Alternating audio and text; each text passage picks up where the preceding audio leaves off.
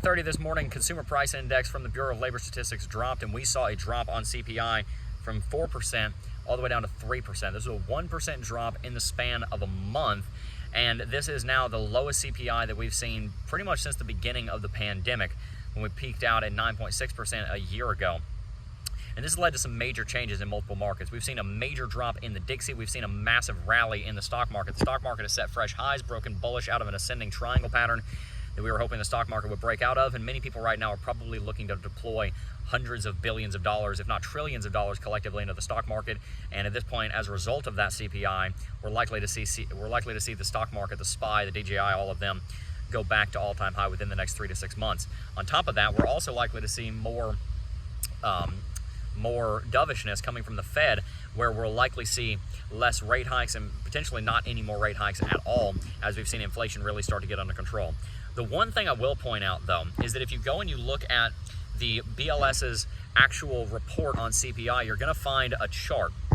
And on that chart, it shows the change in the headline inflation, that being all items. That's all items including food and energy. And you're also going to see a chart overlaid on that for core inflation, that being inflation not including energy and food. And during the last month from June to June, during the last year from June to June, we've seen headline inflation drop from 9.6% down to 3%, but we've seen core inflation, all items less food and energy, drop from 6% to 5%.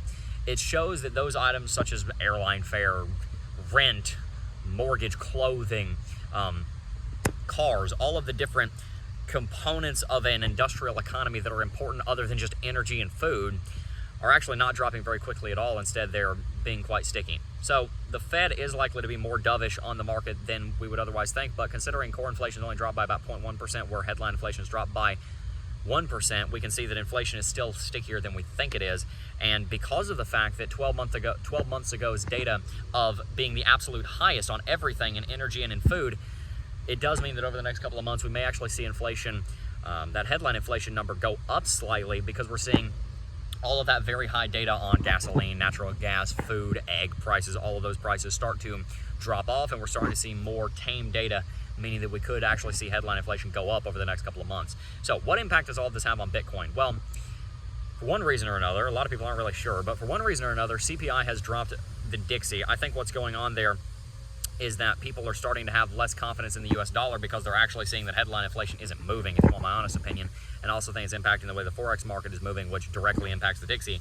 But the fact, regardless of why it happened, that the Dixie went through a major correction, the fact that the stock market went through a major rally, and that inflation came down should be bullish for Bitcoin, because historically we've seen all three of those things be bullish factors for the Bitcoin market. The tricky situation that we're running into right now is that many of the people that invest in Bitcoin, the retail, the institution, the people inside of crypto, are seeing that inflation is coming down, even if it's not coming down potentially as fast as it should be in the core inflation.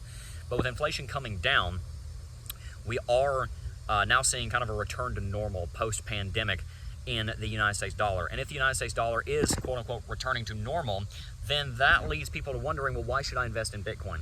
Camera cut out there, but now I got a better backdrop anyway, so maybe it was worth it. See, there are two reasons why people invest in Bitcoin. Number one, because the economy is going to hell in a handbasket, and they don't trust in the United States dollar, and they see 10% inflation, and they want to be able to hold their value in something that is supposed to be inflation hardened, such as Bitcoin. The other reason is because times are good, and they are willing to take a risk on a new asset that they see as basically an upstart tech stock.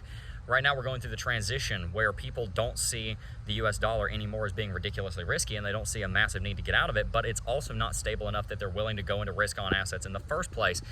And that's where Bitcoin currently resides.